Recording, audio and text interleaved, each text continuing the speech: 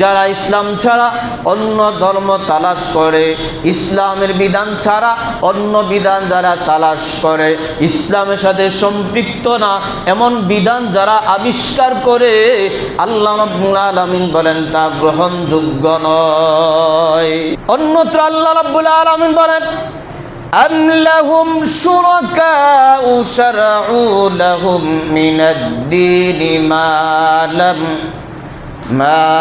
لم يأذن به الله। তাদের কি এমন কোন দেবতা আছে নাকি যেই দেবতারা শরীয়তের এমন বিধানকে আবিষ্কার করে প্রণয়ন করে যে বিধানের অনুমতি আমি আল্লাহ রাব্বুল আলামিন দেইনি।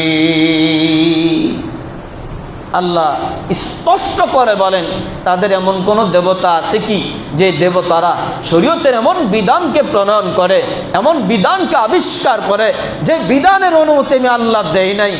অর্থাৎ আল্লাহ বুঝাইছেন এই যে ঈদ মিলাদুন নবীর নামে যে শরীয়ত গর্হিত যে কাজগুলো হচ্ছে এগুলো তো আল্লাহ তাআলার বিধান না।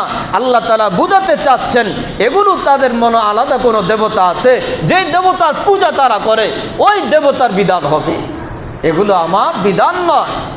قال رسول الله صلى الله عليه وسلم من أحدث في أمرنا هذا ما ليس منه فهو رد।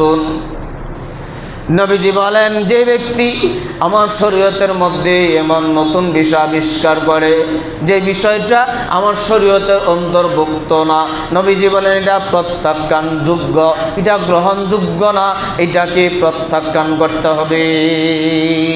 এটা নবাবস্কৃত, এটা শরীয়তের অংশ নয়, এটাকে বাদ দিতে হবে। এগুলোকে শরীয়তে এগুলোকে বৃদ্ধি করা হয়েছে মন মতো মন গড়া।